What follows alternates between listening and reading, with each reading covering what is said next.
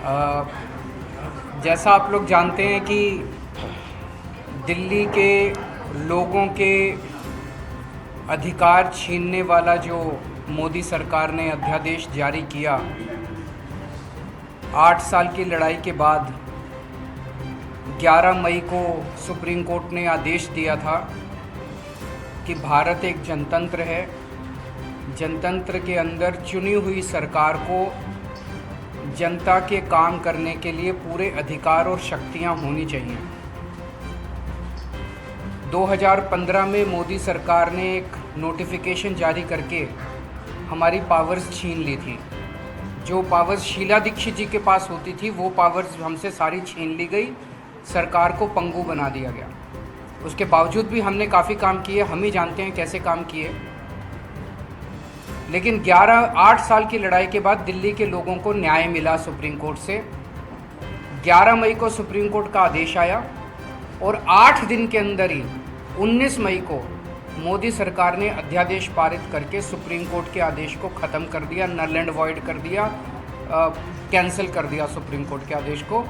और मोदी सरकार ने कहा कि दिल्ली के लोगों को कोई अधिकार नहीं है।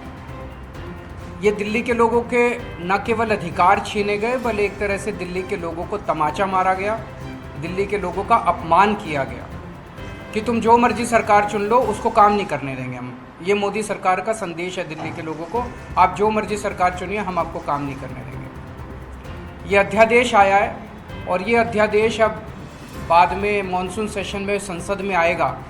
तो संसद में जब आएगा तो राज्यसभा में भारतीय जनता पार्टी का बहुमत नहीं है। 238 सदस्य हैं जिसमें 93 केवल बीजेपी के हैं। तो अगर सारी नॉन बीजेपी पार्टीज़ एक साथ आ जाएं तो इस अध्यादेश को गिराया जा सकता है। तो इसीलिए आप लोग देख रहे हैं कि मैं एक पार्टी अध्यक्ष से जाके मिल रहा हूं और उनकी हम सपोर्ट मांग रहे हैं कि जब ये संसद में बिल आए तो वो दिल्ली के लोगों के साथ खड़े हों, दिल्ली के लोगों को न्याय दिलाएं। दिल्ली के लोगों के साथ बहुत बड़ा नुकसान हुआ है, दिल्ली के लोगों का बहुत बड़ा धोखा हुआ है दिल्ली के लोगों के साथ। तो इसी सिलसिले में मैं ममता बनर्जी से मैडम से मिलने गया था, उन्होंने सपोर्ट जाहिर किया। ठाकरे साहब से मिलने गया था, उन्होंने सपोर्ट जाहिर किया। एनसीपी से मिलने गया था, उन्होंने सपोर्ट जाहिर किया। केसीआर साहब से मिलने गया था, उन्होंने सपोर्ट जाहिर किया। उसी सिलसिले में आज मैं सीताराम येचुरी जी से, उनकी टीम से और सीपीएम पार्टी से सपोर्ट मांगने के लिए आया कि इस राज्यसभा में आप हमें सपोर्ट कीजिए। और मैं तहे दिल से शुक्रिया अदा करता हूँ सर कि आपने आप अपनी तरफ से और पार्टी की तरफ से दिल्ली के लोगों के साथ खड़े होने का आपने निर्णय लिया, हमें सपोर्ट दिया। और आज आपके दफ्तर में जब हम आए, आपने इतना मान सम्मान दिया। We are very grateful to you. Thank you sir. Thank you, बहुत शुक्रिया आप और आपकी टीम हमारे दफ्तर आए। और जहाँ तक मार्क्सवादी कम्युनिस्ट पार्टी का सवाल है, 19 मई को ये अध्यादेश जारी किया मोदी सरकार ने। 20 मई को हमने इसका पूर्ण खंडन किया। हमने कहा ये हमारे देश की संवैधानिक व्यवस्था और जनतंत्र के खिलाफ है। और एक तरह से देखें, ये कंटेंट ऑफ कोर्ट भी बनता है कि कोर्ट ने इस तरीके से वर्डिक्ट दिया और उसको आप रिवर्स कर रहे हो कि ऑर्डिनेंस के थ्रू।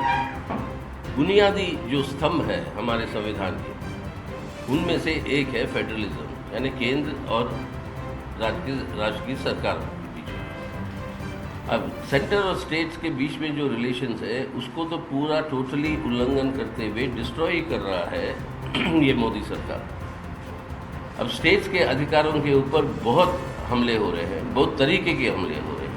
और उनमें से ये एक बहुत ही ब्रेजन तरीके से, जिस तरीके से ये ऑर्डिनेंस ले आया गया, ये हमारे संविधान का उल्लंघन है। हम उस हिसाब से इसका पूरा का पूरा विरोध करते हैं, खंडन किया है।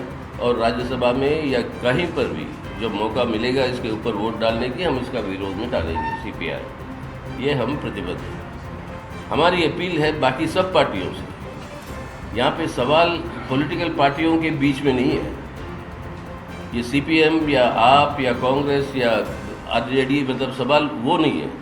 सवाल ये है कि देश का संविधान, संवैधानिक व्यवस्था, उसके ऊपर जो हमले हो रहे हैं उससे डटकर मुकाबला अगर नहीं करेंगे तो एक तानाशाही व्यवस्था ही नहीं, लेकिन हमारे देश के अंदर उससे भी बुरा एक फांसीवादी रुझान के साथ ये देश को चलाने की जो कोशिश है वो खतरा सामने आएगा।